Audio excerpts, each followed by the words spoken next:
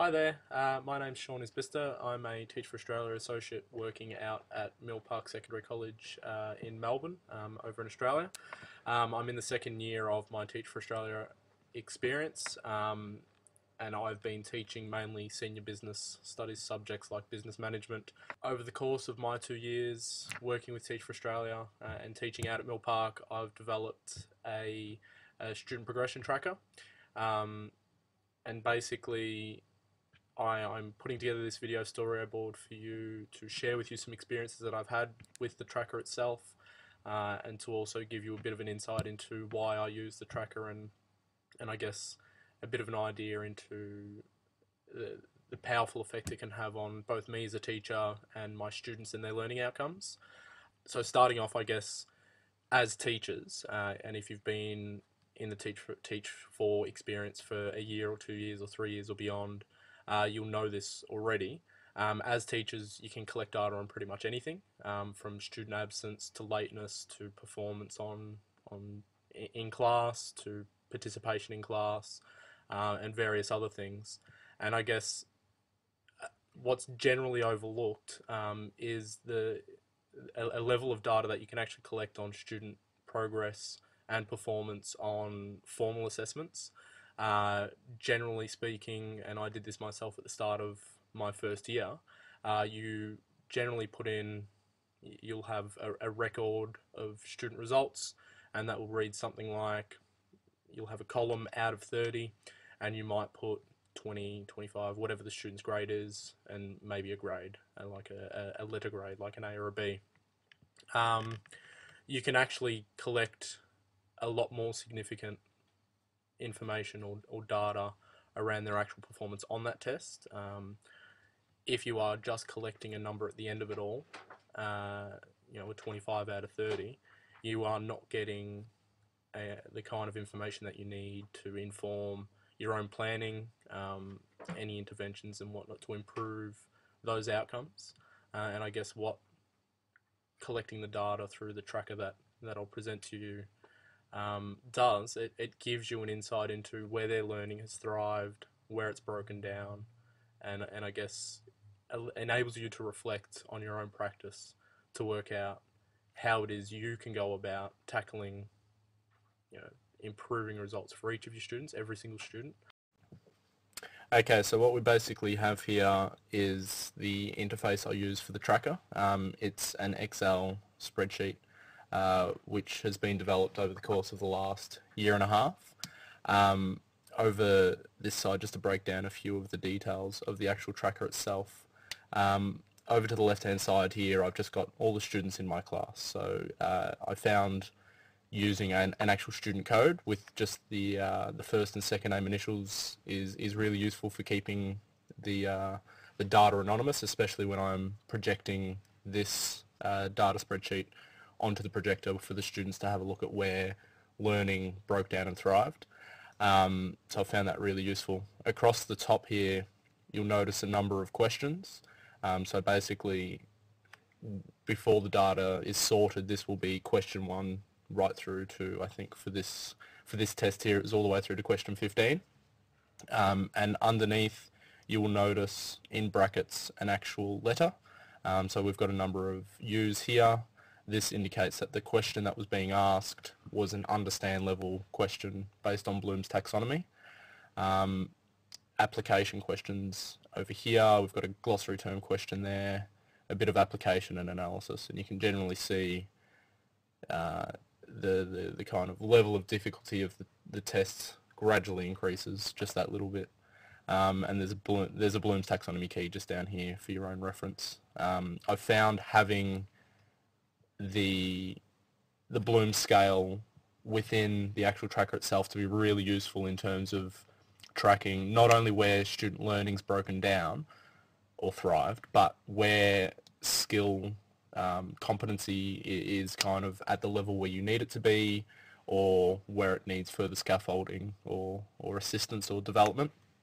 And to give you an idea of that, you can see down this end here, a lot of students actually have scored reasonably well on the understand questions. And as we move along here, application as you can see through this little concentration of colour here, which I'll get to in a sec, the application questions were by far the most poorly performed part of the test. So what I can say from that is, in the future moving forward from this test, from the results of the test, I need to develop the students' application skills. Through the middle here you see a whole lot of zeros and ones and 0.5s. Basically what this indicates is we'll take this question here because it's got a bit of everything. For question 14, KVI scored 0 or close to 0 marks. So if it was a 4-mark question, you would all collect data, no doubt KVI about it. scored 0.5 or 0 or 1. Is the most powerful thing. If we get down to here, you can collect data MTA scored close to half marks on this question. So again, if it's a 4-mark question, MTA scored roughly 2 marks, it takes a little bit of time to develop the tracker. For the ones, this is where the students score close to full or full marks. The information you get from this blue line here, if you've ever heard of a thing called the zone of proximal development, the ZPD, it basically indicates the point at which students could demonstrate their learning before they started to struggle. So say for example here, the zone of proximal development for ABE is much shorter, so therefore she can demonstrate learning to this point beyond which she can't do it anymore, as opposed to MOS, I haven't found his zone of proximal development. So that indicates that, you know, the test was perhaps too easy for MOS, ARO, and these kinds of students. They're the really high academic kind of students. Over here you've got, and I should suggest actually while I'm showing you, if I was to change that to a 0, it automatically goes orange. So there's conditional formatting already all set up. None of that needs to be redone. The formulas are all there. You just basically take your own test data, input it in, and all the colors and stuff will appear for you. Below here you'll see an orange cell, a yellow cell, and a red cell. The red cell being the problem areas and concerns from the test. What this does, I've got a COUNTIF function already input here. So you'll notice when I change this one here, in here, it actually added an extra one to the orange column here. So this counts which areas of the test, which questions were the most problematic for students on the actual test.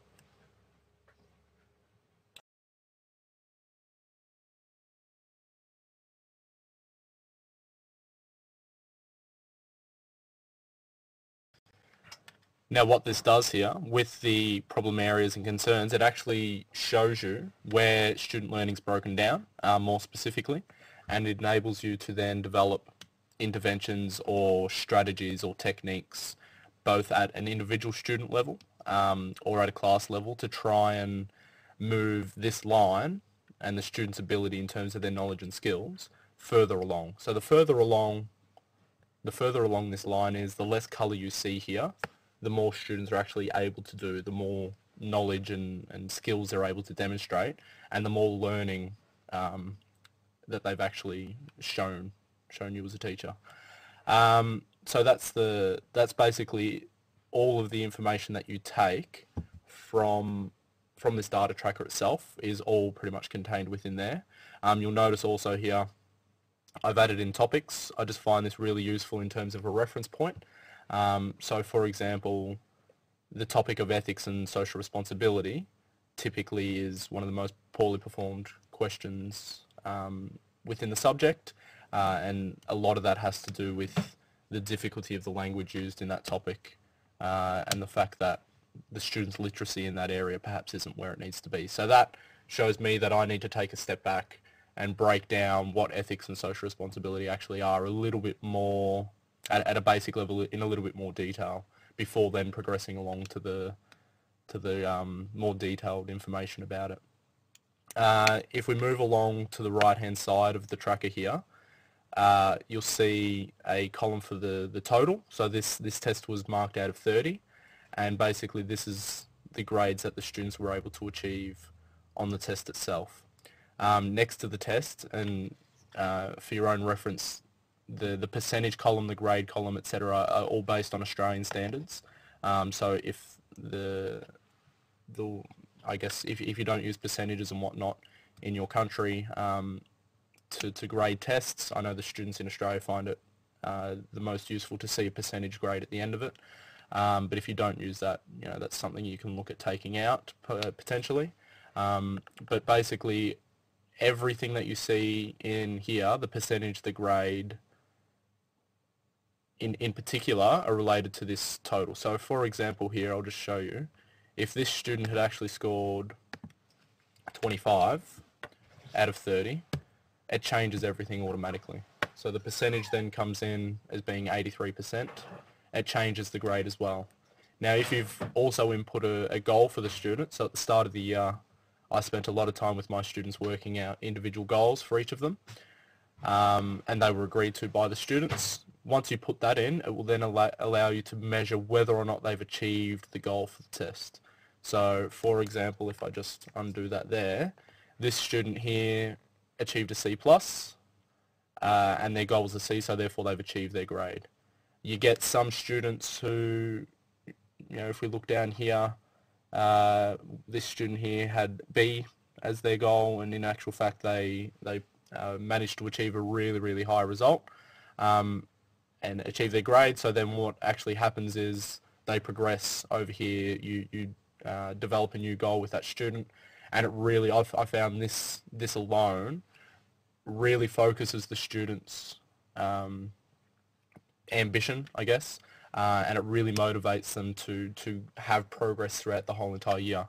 I should make mention that this tracker here is for a senior business management class, so I find it quite difficult to measure year progression. So a lot of the Teach For programs have the stated goal of 1.5 to 2.5 years progression per year, which is great at a younger years level, but for the senior students, when they've got an actual study design that they need to follow, the best way I can measure their progress throughout the whole entire year is to see where they've started in terms of their goal or their ability and where they finish. So at the end of the year, we'll have a look at this, and you'll find a couple of students who have started around a C or a C+, may well have actually progressed along to an A or an A+, or a B for that matter. So that's a really neat way of measuring how students are progressing throughout the year as well.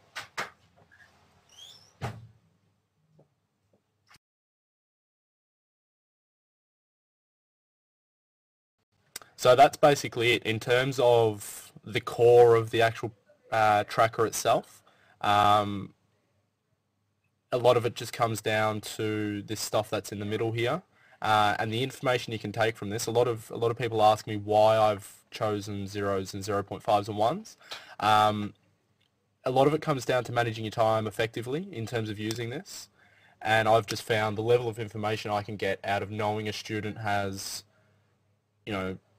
scored close to half marks on a question, or full marks, or no marks. The information I can actually take from that is at an adequate level for informing my interventions in the following lesson or the following unit of work. And just to quickly point out, I probably overlooked this before, but for a question like this, where there's an application skill or where there's an analysis skill, if the student has scored 0 marks, they haven't been able to get, for here, understand application. They haven't been able to demonstrate knowledge. So this student here wasn't able to demonstrate knowledge or use the skill of application. Okay, the students through here, so we've got quite a bit of yellow there. These students were actually able to demonstrate the knowledge, but weren't able to use the skill implied in the question. So if they were asked to refer the information that they're putting down in their response to a case, if they've got 0.5 there, then they weren't actually able to apply it, which tells me that they need to build up their application skills. Yeah, I guess information of that level, so knowing that these students couldn't apply the information, whereas this student here couldn't do either, is really powerful in terms of setting up individual interventions. I know with these students here, they know the knowledge, they've got the knowledge, they just weren't able to apply it. So I can start the intervention with them at the application level, whereas for this student here, maybe it was just the fact that they didn't understand the question, but they've got a bit of an issue there with the application as well. But I need to start a little bit further back with that student and perhaps build up their ability from a little bit further back. The last thing that we see here on the right hand side is a class average thing, and the reason why I have this in here is because it enables me to focus on the class as well as individual students, and I'll show you in a sec this thing called the worm, and the worm is basically pulled out from the information that you have here. So this is all the students' performance, I guess, and as a class, as a whole, the class achieved a mark of 24 out of 30, so 80%, which was our goal for the beginning of the year, which we achieved. The reason why that's really useful to do, it acts as a motivational tool, for one. The students then start to see themselves as a collective group of students or team of students trying to achieve something. And it also links in the fact that their individual progression is a part of a bigger picture in terms of the class as well. So they're all in it together, and it really promotes, I guess, not individualism. It certainly it promotes individual progression. So the students have the goal of beating their previous mark throughout the year, but it also promotes helping each other out, friendly competition, assistance, guidance and support, and all those sorts of positive things. But I'll show you now. This class average here gets plugged into a different sheet. So I take that across, and basically what you see here is this thing I refer to as the worm. So over here you've got all the tests that held within the subject throughout the year. The class average from each of the tests, as you can see, they haven't dropped below 80 as yet throughout the year, which is a fantastic achievement. And their target goal, which was agreed to at the start of the year, is 85%. They also wanted me to keep the results from last year's class. So you can see the 2010 class results in here. It's this green line. And they also set their own goal at the beginning of the year to make sure that they didn't drop below last year's results at all. And you can see here they did. However, this was a different task, which was much more difficult for them to complete.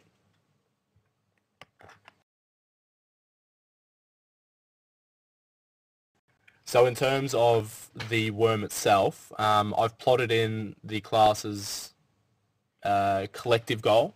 So at the beginning of the year, we sat down and we said, okay, well, what is it we actually want to achieve as a class? And the group came up with 85%.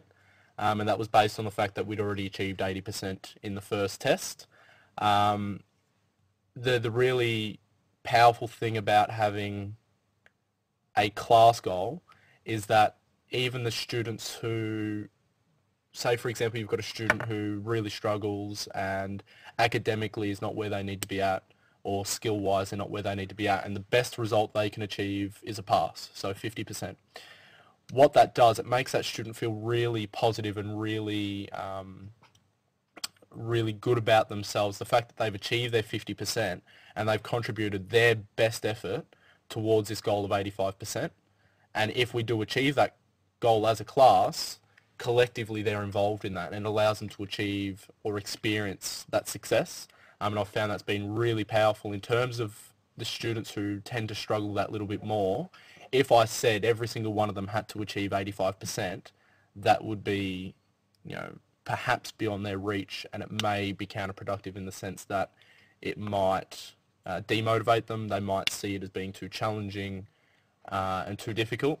Whereas by having it as pitched as a class goal, and they are contributing whatever they can individually to that goal, when it's pitched that way, you can say to a student, fantastic result, you've done your best, you've achieved 50%, and thanks to you, we've got to our goal of 85.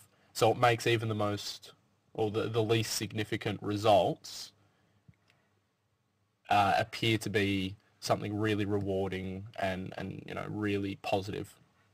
So I'll show this I'll show this graph to the class at the end of every test, and they get right into it. It's worked absolute wonders in terms of motivating the students. They can't wait to see it. They get really excited about it, and it kind of adds a new dimension to celebrating success, and really showing the students how we're progressing throughout the year. It shows them really at the beginning of the year, we got 80% there. When we get over to here, the tests are a lot harder because we've worked on the development of application analysis skills and whatnot, and they've been able to achieve 83%. So it really puts it into a frame of we're achieving something together, we're doing really amazing things, and yeah, it's broadly really positive. Unfortunately, I don't have an example of one, but what I've also done of late, there's a paper by an Australian researcher in the field by the name of Mazzano. He released a paper in 2010 called When Students Track Their Progress, I think it was. And basically what that paper found was when students create like a visual representation or a tracking of their own results or a worm, it's found to be associated with a 32 percentile increase in achievement. So what I've done since about this test here, and in actual fact it was since then, but it includes all of the information you see here, or at least the red line, the students are keeping a version of their own worm, their own individual worm, at the back of their own workbooks, and we update that as well at the end of every test. So an individual student one might look a little bit different. For the student who struggles a little bit, their goal may well be 50%, and you would see their worm tracking along that. Whereas a student, I've got a few students who are really high achievers, really switched on. Their goal is 100%, and what you see generally is a fairly flat line.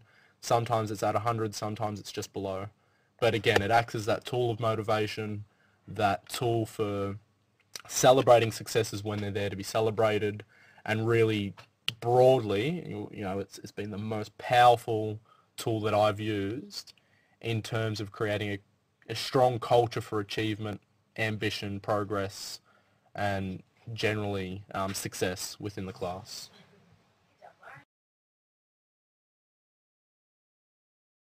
I'd like to finish up with a story regarding the impact the tracker has had on my practice and my teaching, I guess. Basically, the first year of teaching is really all about survival for the most part. And you can fall into the trap of, I guess, using that as an excuse, using the fact that you're inexperienced, using the fact that you're learning. Okay, so as part of this program, the learning that you do is predominantly on the job. So I found myself falling into the trap last year of doing things because they made sense. Planning my lessons around what I thought could work or might work. There was no real solid concrete evidence to inform what it was I was actually doing. And I guess using the tracker in the way that I have and developing it to the degree to which it is at now, it's had a phenomenal impact on my ability to not only just to teach, but to use evidence and to use concrete practice, I guess. I'm not going into lessons now, and I'm not writing assessment tasks because I think it makes sense to do it that way. I go into my lessons now with a very clear idea and a very clear plan that is evidence-based. To give you an idea, the very first assessment task I gave my students this year, a written test, showed that they really struggled with application skills. So across the board, with the exception of 4 or 5 students, again, and this is in my business management class, with the exception of 4 or 5 students, they struggled greatly with applying knowledge to a case study. And in the past, if I hadn't used the tracker for the purpose that I do, all I would be able to do is you would still look at it and know that they've struggled with application, with that sort of skill. But it's what you do with that knowledge. Again, it's this idea that yes, you've collected the data, but what are you doing with it? and I guess in terms of my own practice, to then go in the following double session and show them the data and say, this is where we struggled. And for me as a teacher to work out, this is how I am going to move them along step by step. So by the time we get to the next test, when it gets to the application stuff, they are going to excel. They are all going to be able to improve on what it is they've been able to achieve. And, you know, again, my actual teaching practice, my understanding of teaching, my understanding of my students, how they learn, how I should teach them, how I should assess them, and I'll come to that in a sec, has improved drastically, you know, just through the use of the tracker.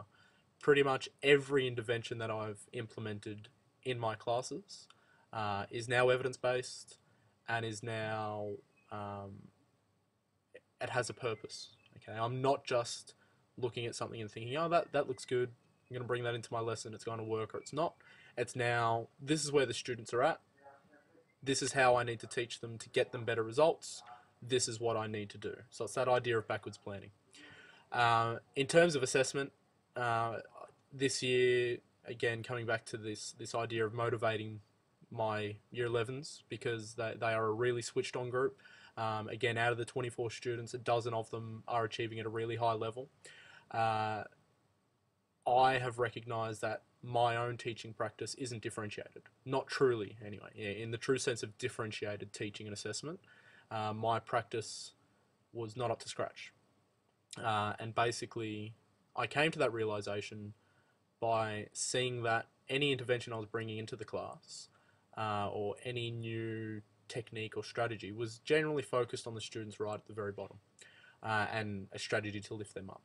And by using the tracker as a means to reflect on and improve my practice, I came to the realization that I actually needed to tackle differentiation at every single level. So again, students that are struggling, improving, and excelling.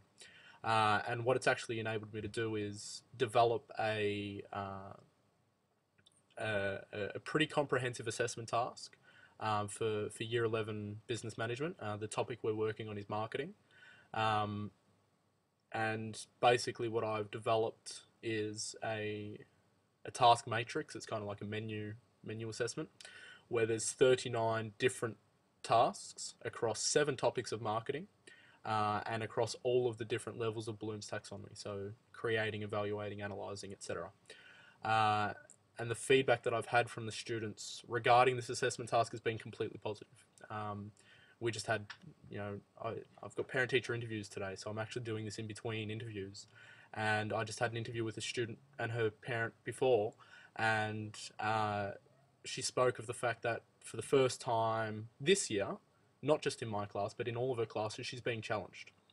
And this is a student who has consistently achieved an A+ throughout the year, and one of the ones who was starting to look a little bit disengaged.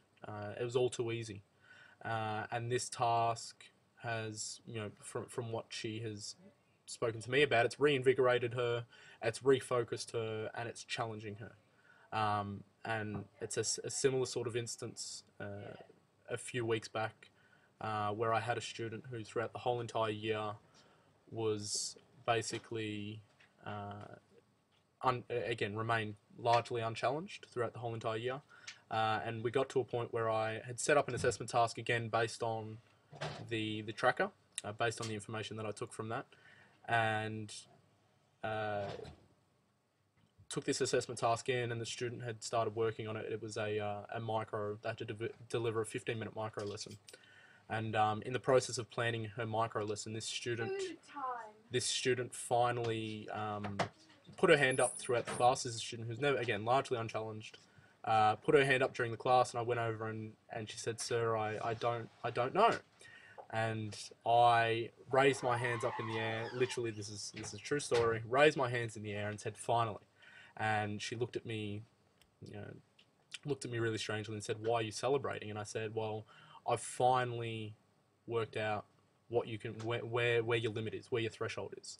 And now the challenge is for you to take this point, the fact that you are challenged, and work a way around achieving the results that you have been able to achieve now at this level." And it was at that moment where I knew I was doing my job and I was doing it not just